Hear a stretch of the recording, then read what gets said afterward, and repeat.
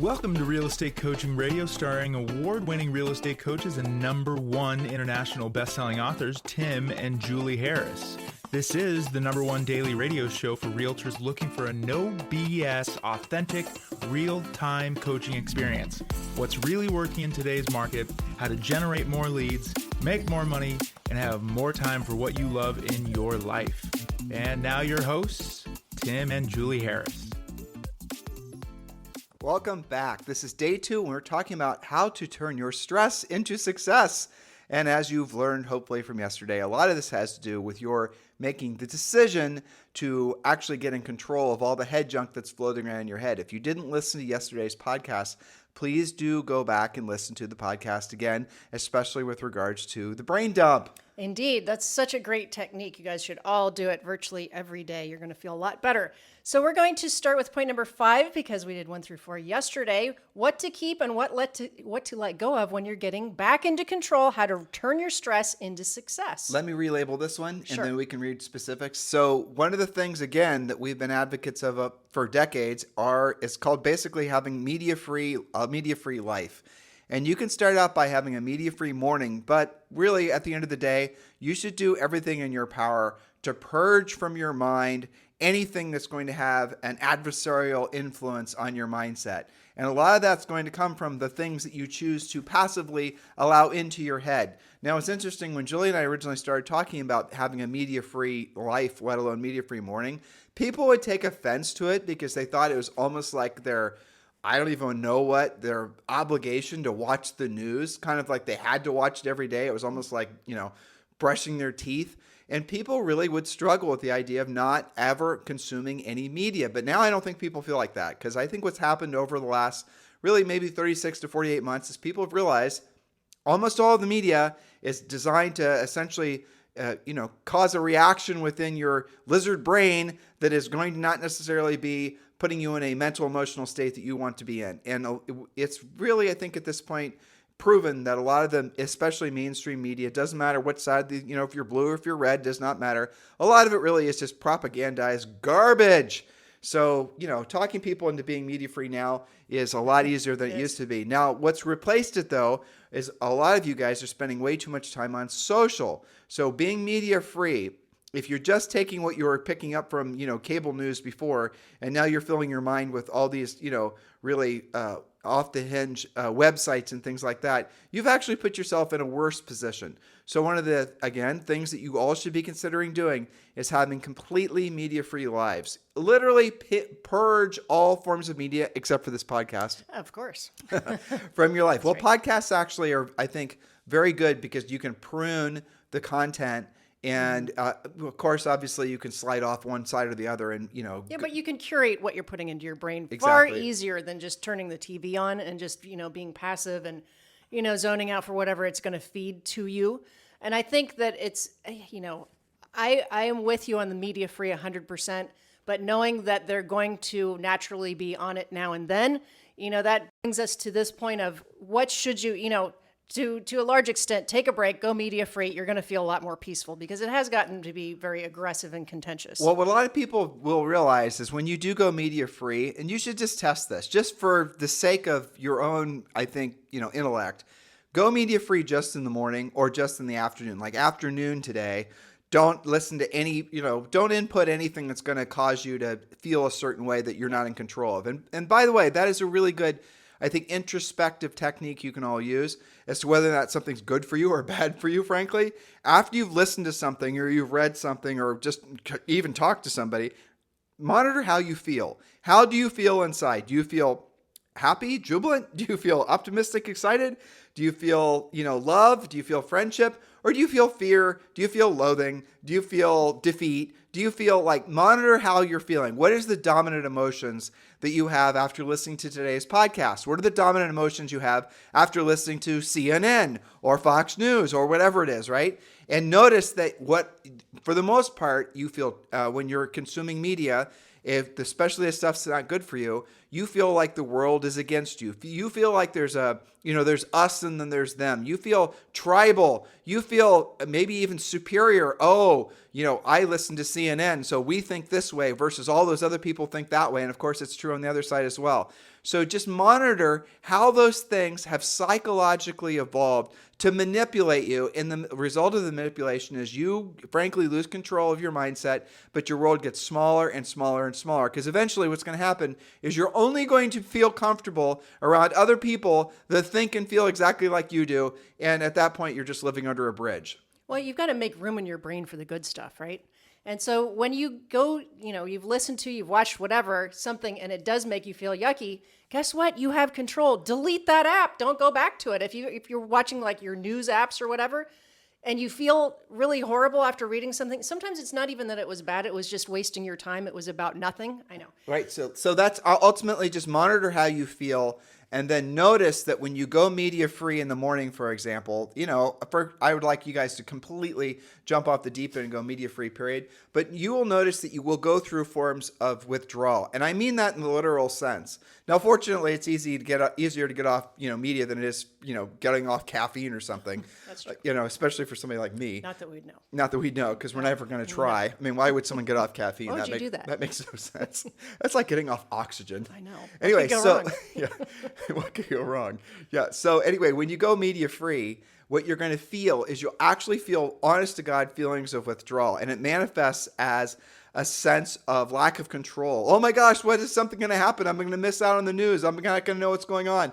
You actually start to feel this sort of literal feelings of withdrawal that comes from you're not getting that constant dopamine hit from really knowing the latest, greatest of everything that's going on. All the news crawls and all the, breaking news and all that stuff, it's all designed to trigger a little emotional response in your head.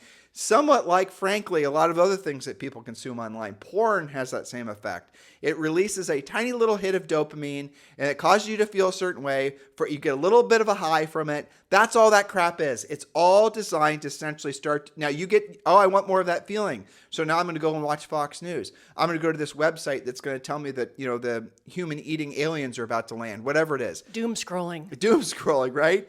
That is what people do. And you got to break free of that, because you can't break free of that, or you can't be free of that until you break free of that. And when you do, nature abhors a vacuum. In other words, once you are purging that stuff from your life, you will all of a sudden, after you go through the withdrawal, it is real, I promise you, after you go through the withdrawal, then all of a sudden, you're going to start to feel lighthearted. You're going to stop feeling divisive towards other people. You're not going to start seeing us and them. You're going to start feeling completely different. You're going to go back to your baseline, which for most of you are really good, nice, honest, loving, people, not what the media wants us to all feel like. And look at the constant battle that seems to be happening socially right now in the United States and other places in the world as well. Don't you think the media, I don't think they created it. I don't. I think what they're doing is just parroting back to people what they're clicking on. Oh, they clicked on the fact that there's this, horrible locust invasion that's happening in the Midwest or whatever. Well, people must want to read about horrible locusts with their big, greedy, beady red eyes. Boom, you're seeing nothing. Let's give them more of that. Exactly. Yeah. So the media is not, creating the horrible red locusts. The locusts are there, but they're seeing that people want to read or see more information on that. Thus, that's what they're feeding you more of. People don't click on or read positive news. That's the reason. You try to find a story today anywhere that's going to be positive. And the reason that the media doesn't produce, and even, amateur media people, they don't do positive because people don't click on it, because people don't view it, because people don't consume it. Why? Because you don't get that little dopamine hit. You only get it when you get the fear-based thing gets triggered in your head that comes from the bad news. So don't be surprised when you choose to go media-free that you go through withdrawal. Don't be surprised after you've gone through that, maybe a week, maybe 2 weeks, that you're feeling this incredible feeling of relief, because that is how you'll feel if you give yourself the opportunity to get there. And then what do you fill that you fill that with the proactive lead generation and the other things that you should be doing to make yourself better, to improve the lives of your family and your loved ones, and obviously to make a contribution to the people who choose to use you as a real estate professional. So that brings us to point number 6, lead with proactive lead generation. You might be wondering, now that you've broken up with the media, what are you going to do with all of your time, right? So lead with proactive lead generation. Every day, you are either self-employed or self-unemployed based on the actions that you take. The things that agents avoid the most are the same things that are the most efficient and the most profitable. Proactive lead generation is your number one job, because without it, nothing else happens. You'll have leads to follow up on, no presentations, no deals to negotiate, and no closings. So remember that the answer to all stress in real estate is take a new listing. Do it immediately. Your financial, emotional, and spiritual well-being all depend on this when you are earning your living in this business. All good things come from listings. And I can tell you, coaching call after coaching call, where today's call, the agent was, kind of in this zone, stressed and maybe a little disorganized, feeling out of control. And guess what happens? In the next couple of days, they take a new listing. Next coaching call, it's like you're talking to a different human. Well, people need 3 things, right? People need someone to love, something to look forward to, and something to do that gives your life a sense of purpose, okay? Those are the 3 fundamental things that it takes to have a happy, balanced life. I'll be even using the word balance with air quotes. Someone to love, ideally they love you as well, right? Something to do that gives your life a sense of purpose, and something to look forward to. If you have those 3 things going on and you can manifest all those things, it's not difficult. Discovering a sense of purpose. Your sense of purpose is obviously your family and learning to be an amazing real estate practitioner. Something to look forward to. Something to look forward to is the result of you helping other people, through your real estate services and the money that you have as a result. And obviously your family is going to benefit from that as well. Or, maybe it's your dog that's someone you love. The dogs are great too. You guys get it? Stop making it so complicated. Go back to the, essentially core principles of really what real estate is all about. It's not complicated to be very successful. In real estate, it doesn't require all these multi-level, billions level, steps, systems, and all the rest of it. It just comes down to 5 core activities: proactive lead generation, pre-qualifying, presenting, negotiating, and then, obviously, closing, and then lead follow-up, right? That's 6, but you do those things at a high level, you will have unlimited, unending levels of success, not just in your business, but in your personal life. And if you believe that becoming more successful in your business won't make other aspects of your life more successful as well, I need you to shed those thoughts, because here's what an interesting little challenge that some of you might have. If you have got caught into and again, this is, going back to the point number 6 with regards to the media, but if you've got caught into this sort of never-ending loop of negativity, and you have actually convinced yourself that tomorrow is not going to be better than today, you're actually going to lock in and ensure that tomorrow is not going to be better than today, because you're not going to do the things today that would actually make tomorrow better. What do I mean? Julie's last point, proactive lead generation. Julie, why would I go and proactively lead generate? Why would I go and do this? Why would I go and do that if, tomorrow is going to be the alien invasion? I'm trying to make you guys laugh, but I want you to realize the fragility of all of our mindsets, especially if we're allowing ourselves to be overwhelmed with negativity. When you purge the negativity and all of a sudden you start replacing that time, energy, and sort of the mindset that's been wasted on the negativity, and you start doing the things that are actually going to ensure, lock in that tomorrow is going to be better than today, there's a compounding effect to it that is, I think it's a law of nature, basically. Probably. But it is all within your control. I think that's what it gets down to. So we're talking about the next point. This is a big black hole right now. Stop pursuing less than motivated or non-responsive, with air quotes, leads. Let them go. If you've been doing a good job with your lead follow-up before you lost control of your schedule, remember we're talking about turning your stress into success here, and those leads just aren't responding, chances are they are not real leads anyway. Now let's demonstrate that. Real buyers are responsive. They call you as soon as they see the right house, or when you sent them the right house. They update you about their financing. They send you listings they've seen. Well, we have a list of things that you guys should be using before you actually consider working with a buyer. It's all part of the buyer pre-qualification script. It's all part of the process. A buyer isn't just somebody that says, I want to buy a house. They actually have, before you give any of your life energy, which you do not get back, your time, which you do not get back, you have to make sure that they are pre-qualified. Julie gave you an overview. All of the scripts are going to give you answers to all the questions. And then once all the questions are answered, then you'll know whether you have a buyer. Because the real challenge with buyers, guys, is they never actually have to buy. And if you're spending all of your time, to Julie's point, working with buyers, even buyers that are really motivated, oftentimes what will happen is they'll demotivate themselves because guess what? They just read something on the news that scares the crap out of them, and now they're deciding to take some time off from buying a house. Or they just ghost you. Or they just ghost you. Or they something. So there's no such thing as a buyer that has to transact. So when Julie and I lean into hoping you guys are going to learn to be listing agents, it's because there are lots of examples of sellers that absolutely positively have to sell. Now, that said, real sellers are also responsive. How do you know? They're answering your questions from your pre-qualification script. They're responsive. They're easy to schedule a listing appointment with. They're cleaning, they're packing, they're staging their home. They're doing the things that sellers do. If your leads are not acting like real sellers, they're probably not ready to transact. Just say next, but not until you've actually used the seller pre-qualification script. Now, here's the thing. This is an especially hard lesson for new or newer agents who haven't had the experience to know the difference between real buyers, real sellers. Whether you're new, newer, or experienced, using the buyer and seller pre-qual scripts will cure that issue. Brian Tracy said, your greatest asset is your earning ability, and your greatest resource is your time. So in order to know who you should be spending your time with, you have to ask those questions and actually get the answers. If they're not answering you, they're not calling you back. They're not acting like real buyers and real sellers do. But sellers are very easy. Sellers are way easier to know. Right, because a buyer's motivation to buy, a buyer can always stay put. They can always stay renting. They can always extend their lease. They can always do a room addition, all of those types of things. But when you're using a pre-qualification script, you'll know their time frame. You'll know their motivation. And so sellers have to sell. They have to sell because they are closing on another house and they need the equity out of their current one. They are getting relocated to another part of the country and they need to sell their existing house. They bought the house as a VRBO and now it's not cash flowing. They need to get rid of it for whatever reason, right? All these types of things. So they maybe have to sell the house because it's a probate listing, or maybe it's, a financial reason. Much more specific. Right. And they're examples. So when does this house have to be sold by?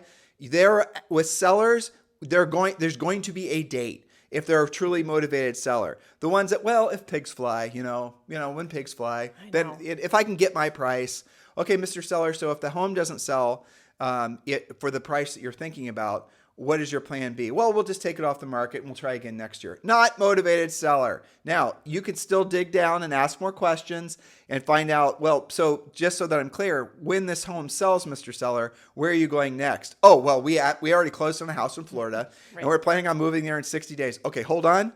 So you just gave me a bunch of wishy-washy motivation and now you're telling me you actually have a house you want to move to? And that's why you have the script, though, because most agents, if they ask the first question, that's the only thing they ask, then they declare that that person is not that motivated. They haven't drilled down to the point to find out what's really going on with them. Same thing with price. A lot of times sellers will say, well, if I don't get my price, what if their price is realistic? What if that's completely fine? You drill down more, and yes, they do have actual motivation. And don't find out the seller's motivation over time. Well, I'll find out what their real motivation is. Drip some questions in them. After I waste months with them. No, find out on the first contact or maybe the second contact. Ask the pre-qualifying questions, and then find out what the heck is going on in their lives. Because here, I'll tell you guys a little secret, which anyone who's listed real estate before knows this. When you know the seller's time frame, when you know what their actual motivation is, at that point, you basically have the answers to all the questions, right? If you know that they have to sell within the next 90 days, that's the only thing that truly matters because they have to sell the house. You guys get it? Which means you have to take the listing. Which you have to take the listing, which is what we teach you how to do. So keep these things in mind. It does come down to that. Isn't that funny? But here, I'm going to do a little mindset check. See, I'm tricking you guys back into thinking about that. How do you feel right now? You probably feel excited because you're realizing Julie and I are not asking you to do things that are very complicated. You're realizing that, hey, I can read a script. I can ask questions. Yes, it would actually greatly benefit you to do so. Yes, and you're now feeling optimistic and you're feeling excited and you're thinking you're going to go do these things. Yes, you are. You see, the form of media, the things that you allow in your mind and your heart and your soul really, truly do matter. Next point, Julie. Okay, our last point for today, we're talking about how to turn stress into success. What should you keep? What should you dump? Well, guess what? Number 8, your fitness and nutrition routine cannot suffer when you're busy. Change it instead of skipping it. If you can't find time in your normal work to do your normal workout at the gym, Replace it with a Saturday morning workout or a nighttime yoga class or something where you're not just deleting. Don't delete, just modify. You need your energy, and it's a great place to find new leads. It's also a great way to work off that stress. So, bonus point, what are you going to do about this? We've talked about scripts. We've talked about schedule. We've talked about being supported by people who believe in you. That would be our Harris certified coaches. So go ahead, you know you want to. Join Premier Coaching today. You can go to premiercoaching.com, and we will help you every day to achieve your goals with less stress, more focus, and give you the support you deserve. If you guys are looking for a tribe to, associate with a tribe that's going to be all focused on the betterment of themselves and also the people in which they choose to do business with and those who choose to do business with them. In other words, be part of the movement that is Premier Coaching, because Premier Coaching is going to be the thing that's going to give you, it's a tug of war at the end of the day, right? I mean, if you think about this, it really is a tug of war. It's the old you versus the new you. And if you're, a lot of things are pulling on the, the side of the rope to keep you the same, or to even make it so that your life tomorrow will be worse than your life today. Admit it, it's true. You're constantly surrounded by negativity. You need a lot of people on the other side of that rope pulling. That's what Premier Coaching is going to be. It's not just Julie and I. It's all of our great Harris certified coaches. It's all the people that you're going to discover when you join Premier Coaching. Those people are pulling on the other side of the rope, and oftentimes pulling you harder than you're able to pull yourself, towards the negative side. We're going to pull you, and provided that, you eventually get to the right side of the rope and start pulling in the direction that you claim you want to go, provided you get there eventually, you're going to do fantastic. And your tomorrow will be better than today. And your next year will be better than any of your previous years. And guess what? Here's I think what a lot of you need to wrap your minds around. You will realize that you are in the right place at the right time. By the way, you always have been in the right place at the right time. But now it's just time for you to realize yourself as the best version of yourself as a real estate professional. That's what we're all about. That's what we're here to do. So guys, scroll down the notes from today's show. We actually talked about 1,000 times more stuff than were in Julie's notes. But scroll down, and then you guys will see the notes, and also you can click the link to join Premier Coaching. In the meantime, thank you for keeping this number one listen to daily podcast for real estate professionals in at least the United States.